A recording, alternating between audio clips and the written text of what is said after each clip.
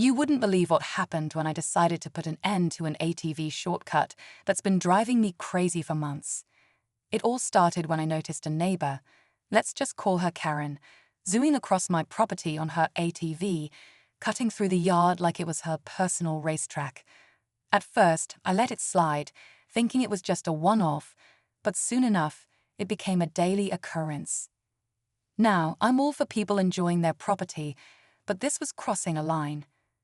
So, I made the decision to build a wall right across her shortcut. Sounds simple, right? Well, it wasn't. What I didn't expect was her explosive reaction when she found out. She didn't just complain, she lost it. It quickly turned into a full-blown showdown, with Karen doing everything she could to make sure I'd tear that wall down. But here's where things get even crazier. She wasn't just upset about the wall, she started bringing in the HOA, trying to turn them against me. The tension was building, and I had no idea how far she'd go to get what she wanted. Did I make the right call, or is this about to spiral into a bigger mess? Stay tuned to find out what happens next. So, let me give you some context. I've lived in this neighborhood for years, and honestly, it's been pretty peaceful until Karen moved in. She's that one neighbor everyone talks about, but never really wants to deal with. Always complaining, always trying to bend the rules to her advantage. And her ATV was no different. Every day, she'd tear through my property like it was a racetrack.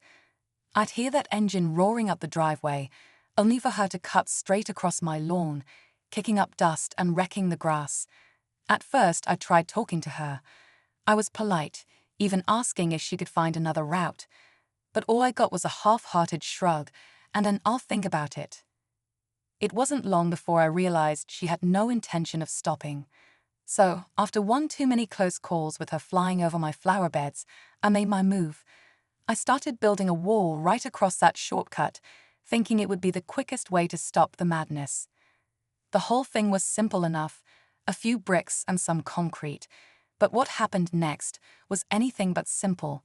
Karen didn't just get mad, she started scheming. First, she tried calling the HOA, claiming I was violating some unspoken rule. Then, she started stirring up trouble with other neighbors, turning this whole thing into a bigger issue than I ever expected.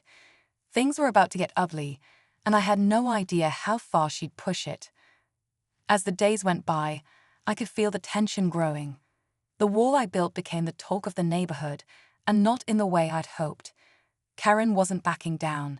In fact, she seemed more determined than ever to make sure I'd regret it. She'd stand by her ATV, glaring at me from her driveway, as if daring me to make the next move. Every time I saw her, there was this smug look on her face, like she knew something I didn't. But I wasn't about to cave in. I had every right to protect my property, right? Then, things took a turn I hadn't anticipated. A few days after the wall went up, I got a knock on the door. It was one of my neighbors, Jane, who lived a few houses down. She was nice enough, always waving when we crossed paths. But today, she wasn't smiling. She came with a message. The HOA had scheduled a meeting to discuss the wall. Apparently, Karen had been busy behind the scenes, calling in every complaint she could find about my property. Not just the wall, but my landscaping, my mailbox, even the way I parked my car. It felt like she was trying to weaponize the HOA against me, digging into every little detail she could find. It hit me like a punch to the gut. I didn't realize how much power Karen had with the HOA. She had this way of making herself seem like the perfect victim, while everyone else looked like the bad guy. Jane, though, wasn't sure where she stood. She seemed torn, like she didn't want to get involved, but also didn't want to see the neighborhood spiral into a full-blown feud. The more I thought about it, the more I realized Karen wasn't just fighting to get her shortcut back. She was trying to make me look like the bad guy to everyone around here. The kind of neighbor you don't want to deal with. And the more I resisted, the more she seemed to get stronger. The clock was ticking. The HOA meeting was only a few days away, and I had no idea what I was walking into. Would they side with her? Would they force me to tear down the wall? I was starting to wonder if I'd bitten off more than I could chew. You're not gonna believe what just happened to me. So I've been dealing with this nightmare of a situation involving my HOA, and more specifically, one of the board members who everyone around here secretly calls Karen. She's the kind of person who makes you triple-check your mailbox just to avoid running into her. For weeks, I've been noticing this awful smell creeping into my backyard. At first, I thought maybe something died back there or the drains were clogged. But then one rainy morning, I looked outside and realized my entire backyard was flooding with what turned out to be sewage. Actual sewage. I tried everything, calls, complaints, even offered to fix it myself. But Karen brushed it off, saying it was a natural drainage issue. Natural. My yard smelled like a public restroom, and she wouldn't lift a finger. What she didn't realize, though, was that ignoring it would come back to bite her hard. Because while I was stuck dealing with the mess, something was brewing right under her massive mansion on the hill.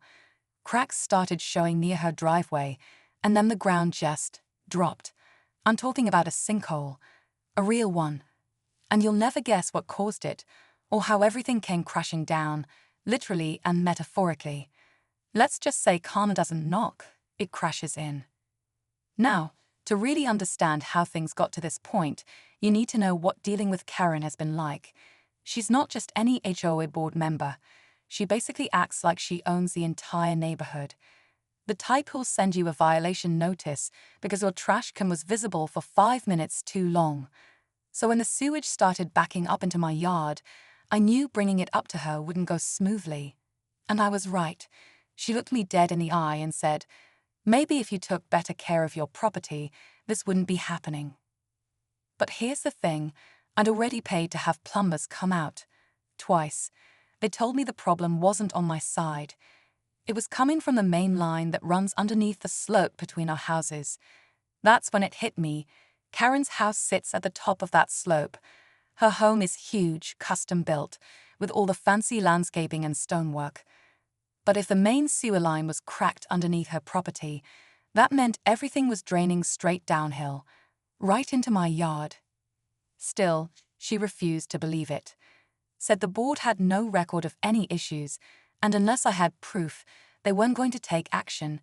But nature doesn't wait for paperwork, and that slope, it was starting to shift. A few days later, I started noticing new cracks along the side of my patio.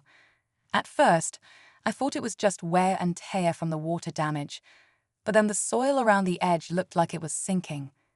I recorded everything, videos, photos, even drone shots, because at this point, I felt like I was in some kind of slow-motion disaster movie. Meanwhile, Karen doubled down. She called a special HOA meeting, and instead of addressing the issue, she accused *me* of damaging the property line, said I was spreading rumors and trying to stir up drama in the community. But I wasn't the only one having problems. A couple neighbors down the street reached out quietly, saying they'd started smelling the same sewage odor and seeing pooling water after rain. One guy had a basement leak for the first time in 10 years. But nobody wanted to speak up. They were afraid of getting on Karen's bad side.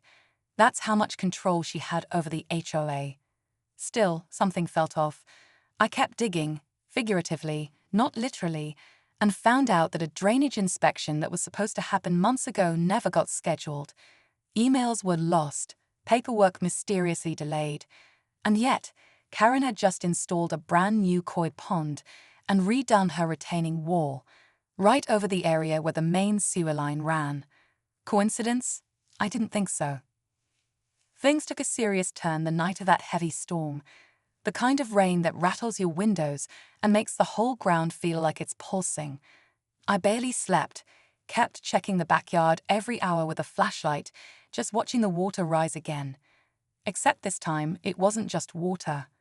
The smell was unbearable, and I could see actual sewage bubbling up through the ground. It was like the earth itself was sick. By morning, my backyard looked like a swamp, but what caught my eye wasn't the mess.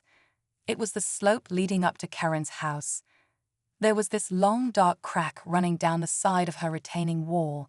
Something was shifting under there, and it wasn't subtle anymore. I called a city. Again, I showed them every bit of evidence I'd collected. Photos, videos, the plumber's reports. Finally, they sent someone out to inspect, and when the guy walked the slope and saw the crack, his face went pale. He made a call right there on the spot, said something about soil movement and subsurface erosion caused by a possible main line breach.